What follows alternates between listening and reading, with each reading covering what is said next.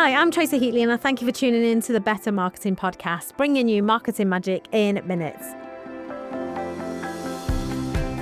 This is the podcast for service-based business owners, professional services, and business owners and entrepreneurs who want to get more from the marketing, to be marketing smarter, building stronger brands, and staying ahead in an ever-changing world. And that's exactly what today's episode is all about. It's about how to future-proof your marketing strategy.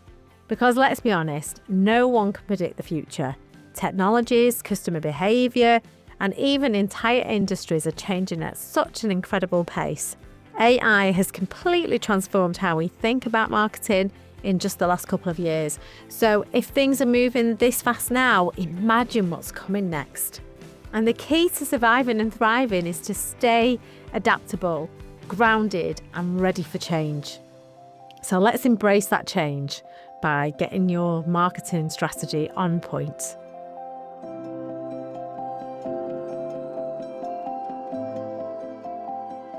So while we can't predict the future, there are measures that you can take to future-proof your marketing strategy. And that's what I'm going to talk about, and that's what I want you to walk away with today. Why future-proofing matters? Future-proofing for your marketing doesn't mean chasing every new trend or tool that appears. It's about building something solid and flexible, a marketing strategy that can evolve as your business and the world around you changes. The business owners who struggle the most are often the ones who get stuck in their ways, really, I suppose, like how we've always done it. We always did it like this. This is how it's always done. Those kind of phrases. But the ones who succeed are the ones who keep learning, adapting, and evolving. So take my industry, for example. When AI became the thing that everyone was talking about, bearing in mind that AI has been around a long time, but over the last couple of years, we've seen it introduced. There was a lot of people in my industry that were a little bit nervous. And if I'm totally honest, I was like that at first as well, because we often see AI as replacing us, don't we? So what we have to do is adapt and change. Well, that's my opinion. So the first thing I did was embrace it. I just thought, I'm going to get to know AI. I'm going to understand it. I'm going to learn about it. And then I decided to get qualified in it as well, because I've got to work with this. It's here and it's here to stay. It's not going to change. So what I'm going to do is use my skills so that I can learn all about this, and then I can help my clients even more than I could before. If fear had got in the way and I would have held back on that and avoided it, would my business be in trouble? I don't know. Maybe not yet, but at some point, I'm sure it would. But my point is, by actually taking a step back, reflecting on things and thinking, right, okay, I need to future-proof my marketing strategy here. So I've done this. I'm speaking from experience. And then what do I need to do that? And then I took all the measures that I needed to take so that I could do that. The reality is now I'm ahead of the game. You know, there will be marketing professionals that have either been a little bit late to the party or they're just getting started with it, but I'm way ahead of most. And you can be too in your industry if you get your marketing strategy right. Many of my outsourced marketing directors, clients come to me because they realise that a one successful marketing approach isn't getting the same results anymore.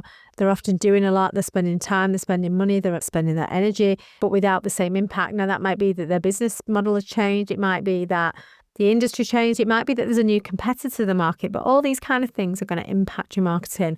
So you need to future-proof it. The moment we review with clients and I look at their strategy and we sit down and go through everything together, everything changes. We align what's happening now and not what was happening 5 years ago.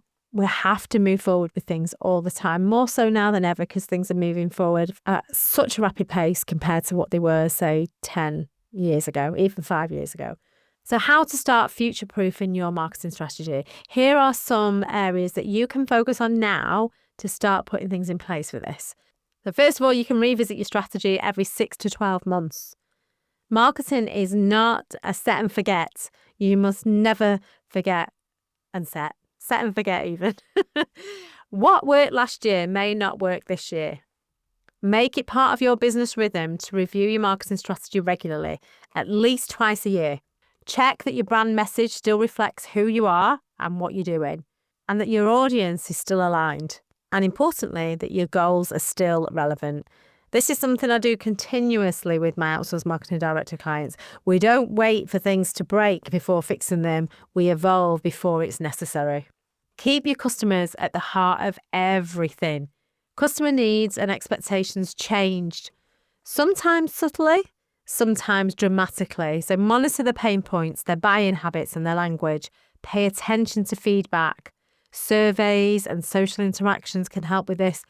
As I mentioned in an earlier episode about understanding your ideal customer, it isn't a one-time exercise. Future-proofing your marketing means continuously tuning into what matters most to your audience and adjusting your messages and your offers accordingly. That might mean changing your pricing and your product model. It might mean changing your business model. But if that's what the market and your customers are dictating, maybe that's what you need to do. Then focus on balance. So you're balancing traditional and digital marketing.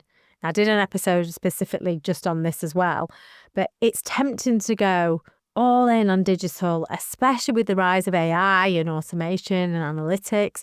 But future-proofing marketing is about integration. It's not using things in isolation, it's using them both. If you're a service-based business, don't underestimate the power of relationship-based marketing. Networking, referrals and word of mouth still play a vital role. I know this because I run networking groups and they are thriving. Digital marketing amplifies your reach, but traditional methods often deepen trust. I've seen the strongest results when clients combine both. So take, for example, strategic networking and modern digital tactics working side by side. The two go hand in hand, which is why we have digital marketing experts that are members at our networking groups, because they know the two work together. And then the fourth thing that I want you to look at is about embracing AI, but do it strategically. AI isn't going anywhere. In fact, it's becoming more embedded in marketing every single day. The question isn't whether to use AI anymore. It's about how to use it wisely. Start small, use it for research, planning and content support. Keep your strategy human-led but AI-assisted. If you haven't listened to my previous episode on AI marketing, make sure you go back and catch up on them. They're not placed in any kind of order. They're kind of sporadic throughout the whole series of the podcast, but there are lots of stuff on AI that's definitely worth a listen.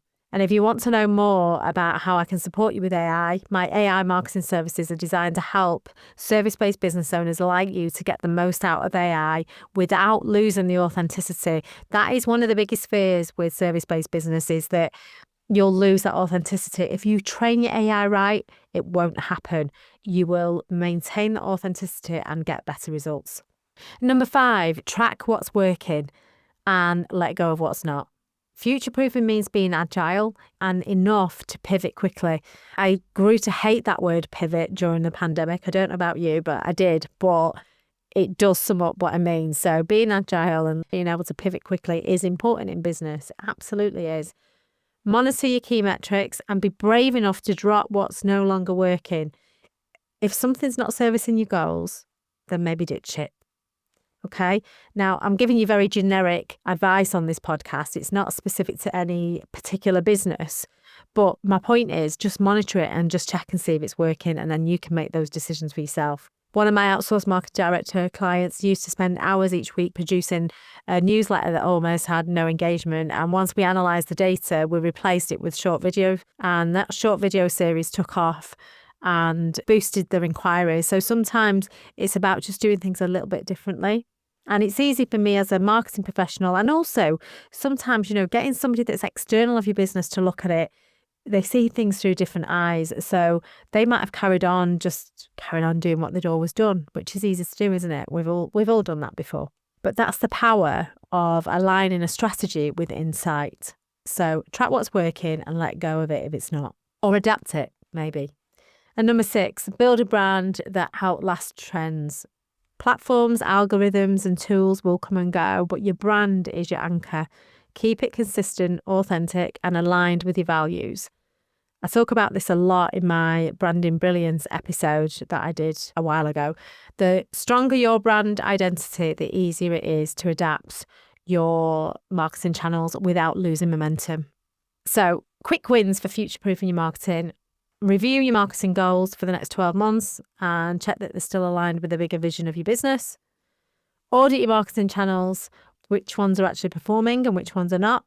Identify one new skill or technology to learn this quarter. That's a biggie. I'm always learning new stuff, and I think it's really important that you keep ahead of your competition. Schedule a strategy review every 6 months. Even if it's just you and a notebook, schedule that strategy session. And the key takeaways that I would love for you to take away from this episode is that future-proofing is about flexibility, not perfection. Keep your customers at the heart of your strategy. Use AI and technology to enhance your efforts, not to replace your human touch. And measure what matters, and don't be afraid to evolve. If this episode has resonated with you at all, I'd love to connect with you. Follow me on Instagram, Facebook and YouTube, and do connect with me on LinkedIn. I'll put all the links in the show notes for you. And if you'd like to explore how we could work together, book a complimentary discovery call. You can do that via my website, which is tracyheatley.com. It's a chance for us to chat and see if we're a good fit. More of a chemistry call, I suppose, than anything else, just to see if we gel and we can work together. And if you want to explore more about my marketing and AI services, you can do that by heading over to the website. I'm Chartered Marketer Tracy Heatley, and I thank you so much for tuning in and listening to this episode of the Better Marketing Podcast. In the next episode, we'll be talking about the power of purpose-driven marketing. Until then, remember, better marketing means better business.